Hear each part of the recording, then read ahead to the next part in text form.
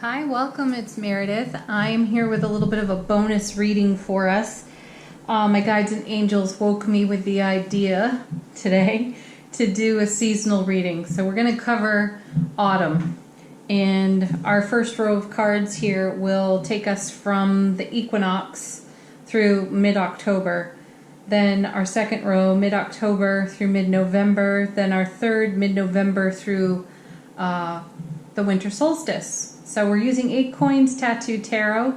I'm going to timestamp this video for you so that you can save it, bookmark it, do whatever you do with it, but refer back to it as this season unfolds for us. So let's get started with the autumn equinox, which is happening on the 23rd of September 2019, and our theme for this phase, this will take us through mid-October. Like I said, we have the Queen of Wands. Well, Miss Fiery Sassy herself. Aries, Leo, Sagittarius there with her. Kings and Queens, I remind you every time, they're all about our self-mastery. Some of the self-mastery that she brings is her direct approach. And she's a queen that does not have a lot of verbal clutter, and I really appreciate that about her energy. She's got a wide open, hugely loving heart. She loves life. She's enthusiastic, and she's inspirational, and she knows herself well. She doesn't compromise her joy, her happiness at all. So what a great message to start out with. Embracing our joy, embracing our happiness, being in love with our own selves and not compromising that, and instead having that to give everywhere we go. So this is what the Queen inspires within us. Let's see what she's connecting to. Then the Knight of Swords. All right, as you know, the Knight of Swords, or all knights, they convey messages between cards, which is lovely. And this knight in particular is the most impetuous. Another reminder when we turn him over is if you're on that horse with him and you fall off, he's not coming back. This dude never does a U-turn. So yes, impetuous. There's an energy of rushing here on this card. So we may feel inclined to rush into something or to move something along before it's ready. At the time of this reading, we've had plenty of messages within the daily readings to savor the now moment, to not push, to not rush, to really enjoy what is right there in front of you and squeeze all the goodness out of it. So this knight is rather well placed right next to the Queen of Wands because this is something she does quite naturally. This is at the central expression of her heart space.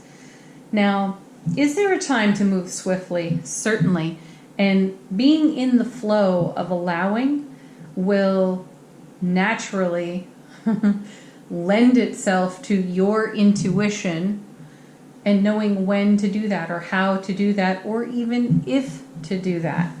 Let's see also what's on the other side of this knight. I'm going to come back around to this because it's important in tarot to also read directionally. So we know he's facing left, we know he's facing the Queen.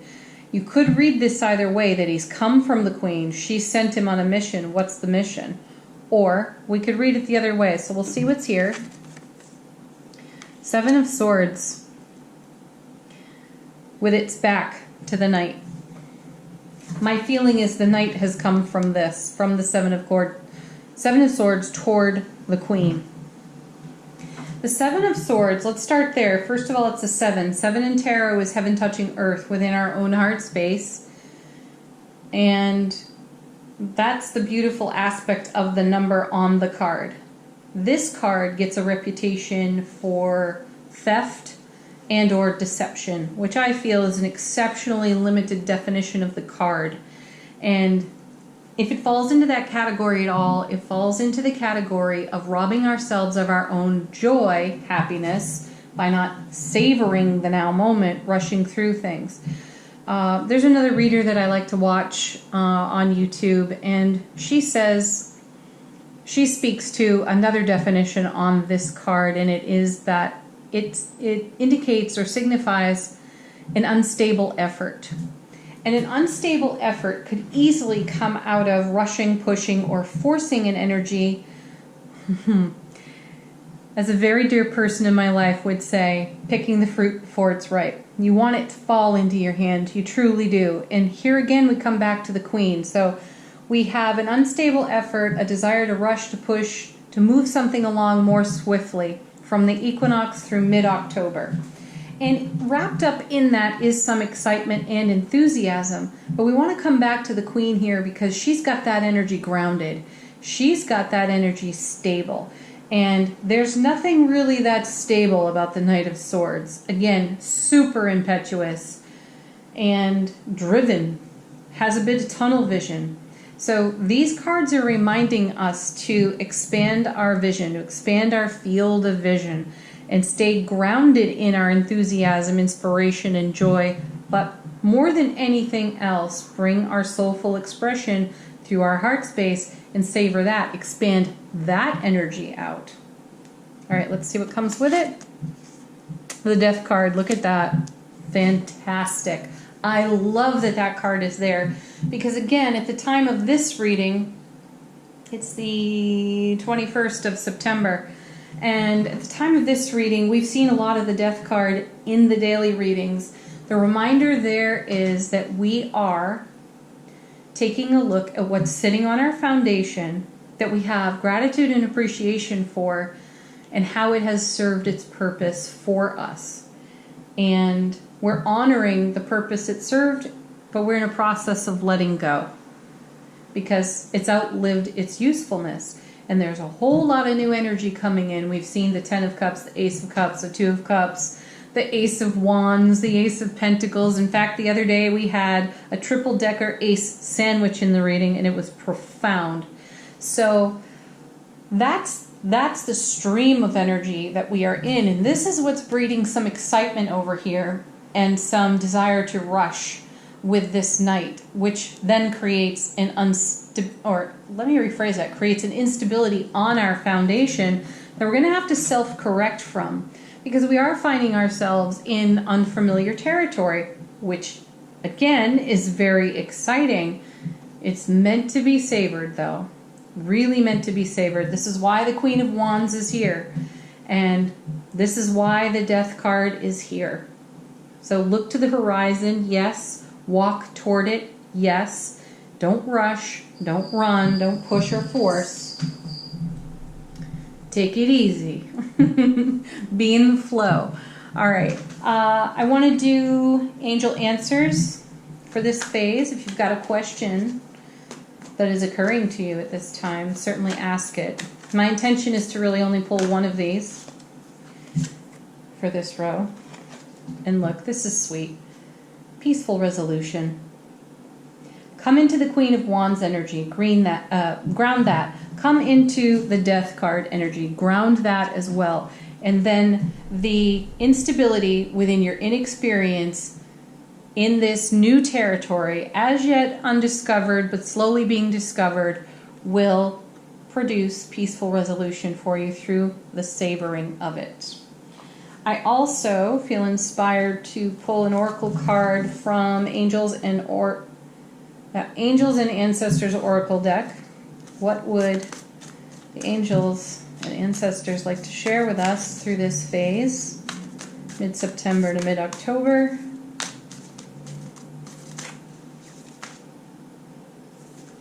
And we have, ooh, look at this one. The Hunter. Track down your fears and desires. Yeah. When you find yourself in unfamiliar territory, in a new land altogether, your fears could get ignited by your desires, and that's something we tend to rush through because we feel uncomfortable. We don't like how that washes through us. This card is a reminder to stand still for a moment and pause. Lean against a tree. Gather some strength. Get into our courage. See our vulnerability. Embrace all of it, and then move forward. All right, and let's do an affirmation for this phase as well. From the universe has your back. My vibes speak louder than my words. Stay present with this. Really check in with your frequency, your vibration. What are you putting out there in your broadcast? What are you putting out there in your ripple effect? Is it in harmony with what you're holding in your soulful heart space? Consider it. All right, let's move into the next row of cards. This is going to be mid-October to mid-November. The theme of this phase is the Emperor. Good. Oh, thank goodness. Our wise and experienced Emperor, Aries energy. So it's strong, it's very potent, and it does move energy forward beautifully. And not in an unstable way, in a very stable way. So we have stability in the Queen, we have stability in the Emperor, we have heightened intuition, awareness on the Emperor, and now we're getting a little bit more experienced in this new land, in this new discovery, and we are able to engage our collective experience for what we do know and braid it in, weave it into this period of the journey. Let's see what he connects to. Our first card is okay, Ten of Swords. Well, that's the Fallen Master card, and this one also has a ton. I almost started swearing there. This one has a ton of experience, and he's moving it on to a new horizon. That is literally a message in this card when you read about it in tarot. We're looking to the horizon. We're moving on to a new phase. This 10, like all 10s, are indicative of achievement, accomplishment, moving on, fulfillment, which is wonderful. The Ten of Swords, though, comes to us a little bit painfully.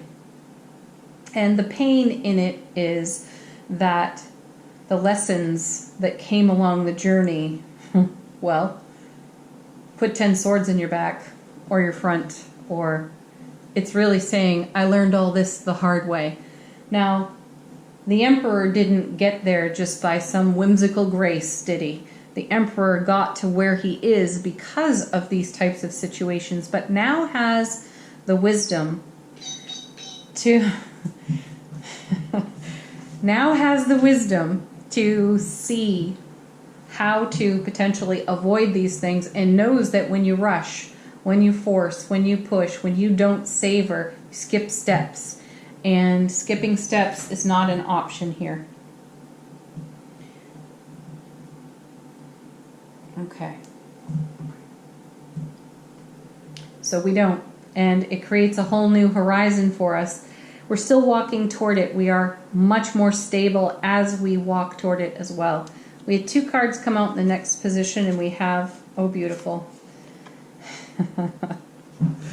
Oh, how nice. We have the 8 of Cups, stability, super stable energy.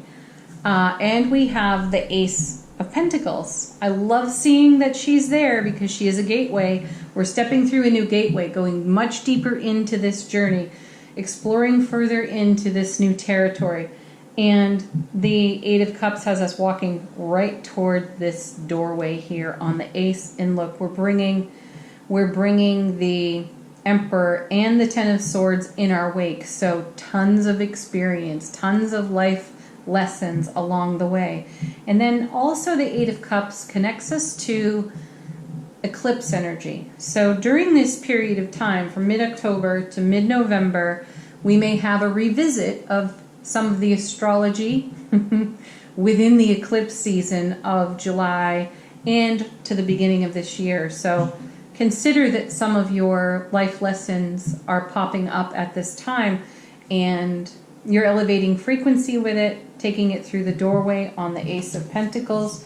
Aces, remember, are new beginnings, fresh opportunity. This one is loaded with resource. We have all that we require in the journey, and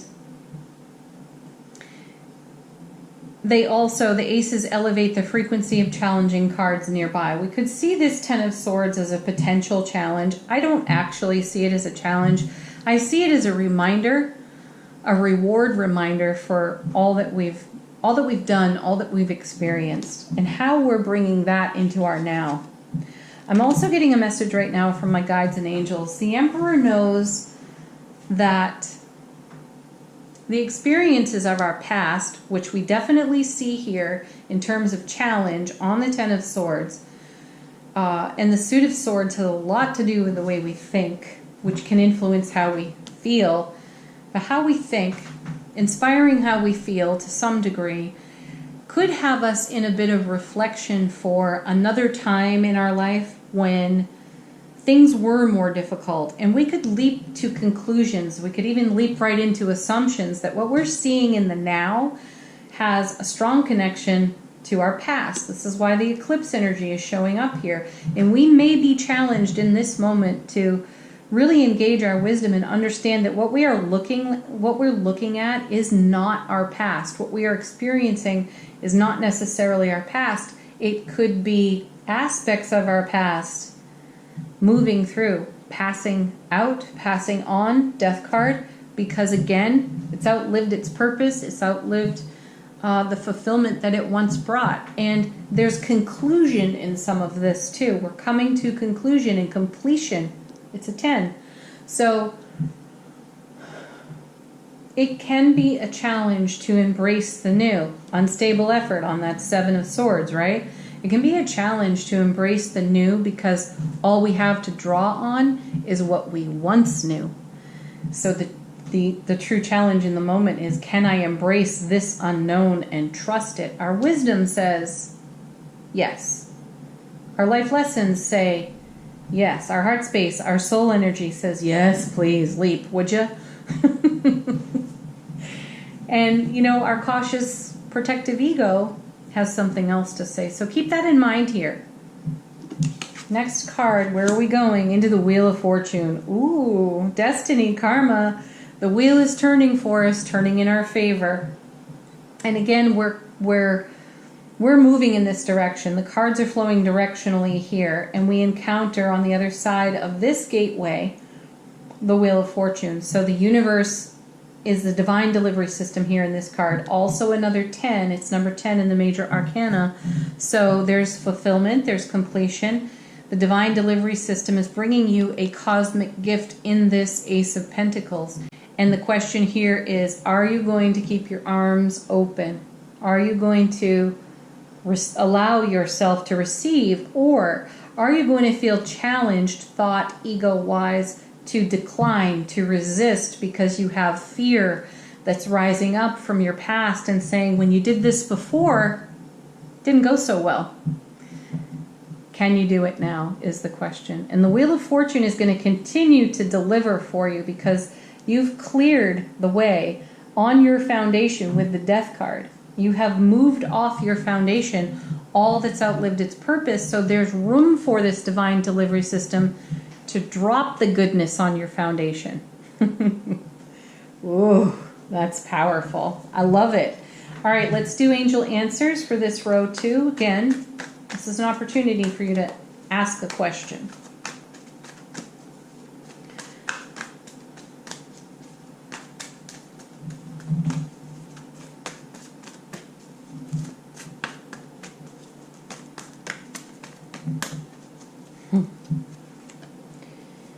How appropriate. I continue to refer to the daily readings because they have been quite profound recently, and this card, Trust, continues to show up in angel answers at the end of the daily readings. You are being asked to trust your own heart, your own soul, your wisdom, your life experience, and you are being asked to trust how the universe is answering your prayers in its divine delivery system. Trust that. Okay. Angels and Ancestors Oracle. What would the angels and ancestors wish to share with us mid-October through mid-November? Amazing. Amazing. We get Father Sky, trust in the unknown. you know, this is an answered prayer. You asked to go into this territory. Now you got to trust yourself to venture in and continue to venture further. But you got a double dose of trusting yourself here. The universe is saying to you, to us, trust yourself. You're not a novice here. You got 2 10s in this row. You have an emperor in this row. And then you have the universe at your back on that ace. And speaking of, let's do the universe has your back affirmation for this phase within this season. I recognize that I have chosen fear, and I choose again. I choose love. Exactly. That's what the Ten of Swords is talking about. Gosh, these cards are amazing. So the Ten of Swords may bring up for you aspects of your past that created fear. If it's rising now, that's a good thing because it's on its way out. Again, Death card, Wheel of Fortune. Ten of Swords is helping you see that love is the answer to all of it. So if you are revisited by fear, you don't have to make that real. You don't have to set a place for it at the table. You don't have to entertain it any longer.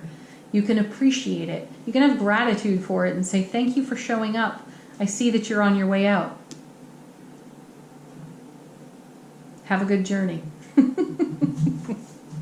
Okay, next row. This is mid-November to mid-December, bringing us to the winter solstice. And our theme for this phase of the journey is the Hierophant.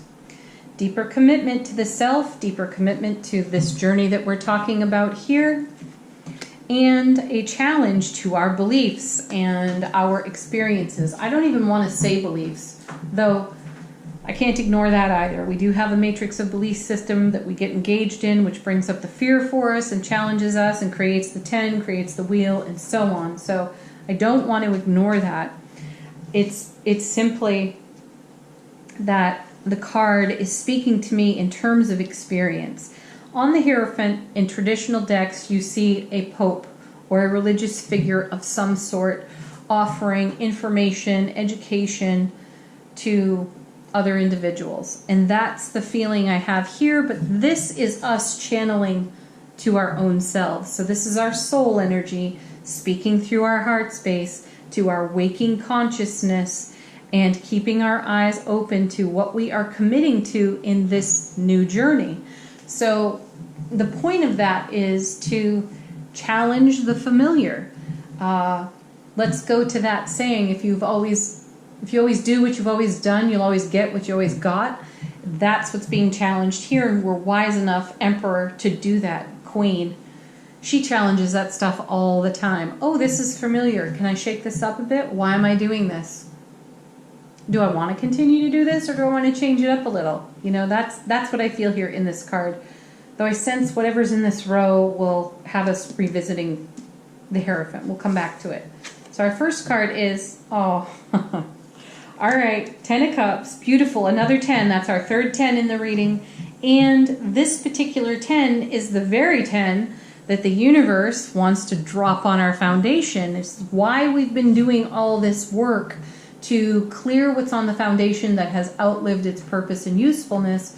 We, again, have gratitude, we have appreciation, and we're making way for the 10 of Cups because this is the answered prayer. This is the dream come true.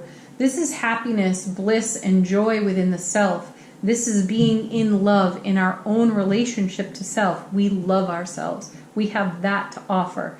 That, again, is what's in our broadcast and in our ripple, and that's what's being drawn into our world because we continue to choose love, because we continue to understand that our vibe speaks louder than our words ever could.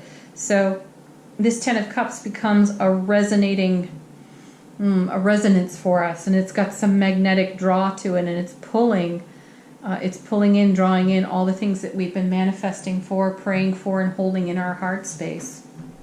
Which is why, as we come back to the Hierophant, we continue to challenge the things that we say we believe in, or the things that we feel are familiar. Is there true comfort in that familiarity, or is it a cushion against fear, which then restricts the amount of love that we are allowing ourselves to be a channel for? Woo. Ooh, I like that. Okay, next we have 2 cards that came out here too. Beautiful. We have the 8 of Pentacles and the 4 of Wands. So up above we've had the 8 of Cups. And eights are all about strength in tarot, and 8s are double 4s. So 4s are all about foundation. So super strong foundation. 4 of Wands. It's the happiest card in the minor suit of tarot. And it's about connection. It's about unity, celebration, usually marriage ceremonies of some kind or an engagement of some kind. It is a commitment. The Hierophant is all about commitment. So here we are in unity in our self-relationship, which is our primary love relationship.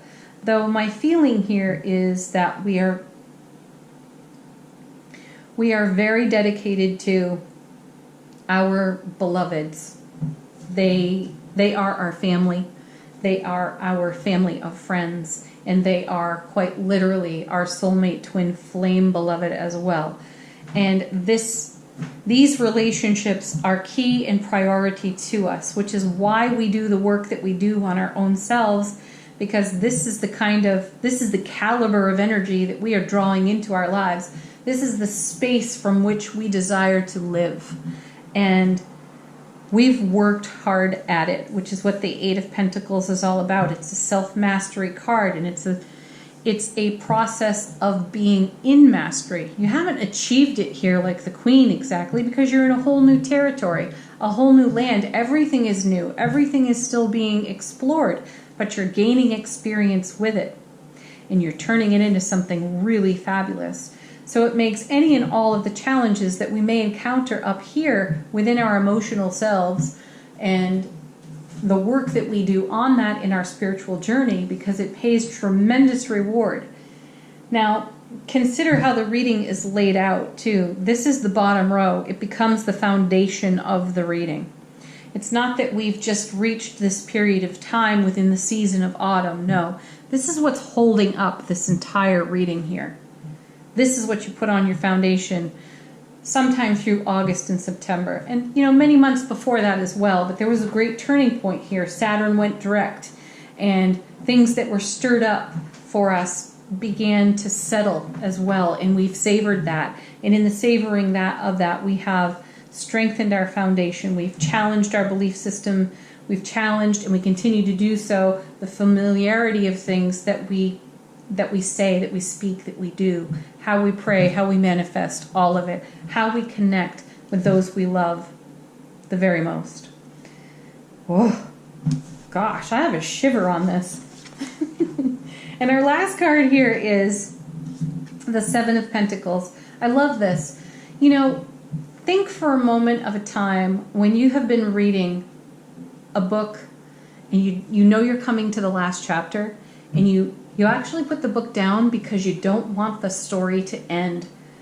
This card has created so much drama for so many people as it's been turned over in reading after reading, because there is a sense of impatience on this card, a feeling of readiness that something's out of our grasp and that we've been waiting. Waiting breeds frustration. And so we've had messages for a long time about turning waiting into allowing, because allowing is not frustrating. It's being in the flow, and it's saying yes. And the feeling on the 7 of Pentacles is there's no frustration here. This is the bliss of savoring. I'm going to go back to the message spoken earlier about the ripe fruit. You want it to fall into your hands. This is a harvest card, and it shows you where you are in the season and how things are growing. You can see that there's fruit or coin on the vine, right? Though it's not ready for picking. But that's the beauty of it. It's not ready for picking. The moment's going to come when you're going to put your hand out, and it's literally going to fall into it. And look, this is growing right out of the hand. So at long last, and maybe for the first time, we're embracing the 7 because its message is everything has its own season. Savor the season. And that's what this reading is about. It's the season of autumn. We are in a harvest time, and we are savoring this journey. And this is the kind of savoring that we put into our foundation. Now we are much more graceful about how we're choosing on the Hierophant, what we're praying and intending for on the 10, what kind of energy we want to spend on this 8 so that we continue to create all the joy, happiness, and fulfillment of this 4. And it means that we're yielding to this. We no longer want to rush like the Knight. We don't want to push. We don't want to force. We want to be. And that's graceful, and that is so fulfilling. And then that becomes our broadcast. And that becomes our ripple. And then we continue to allow that to flow infinitely into our lives. That's a stunner as far as I'm concerned. Let's go on to Angel Answers. Ask a question if you have one. Yeah, you didn't even get to the end of your question, did you? Because now we have Let Go. Our favorite little card, Let Go. We did, we have, we are. Continue to do it. All right. Angels, ancestors, what would you like to share with us from mid-November to the winter solstice?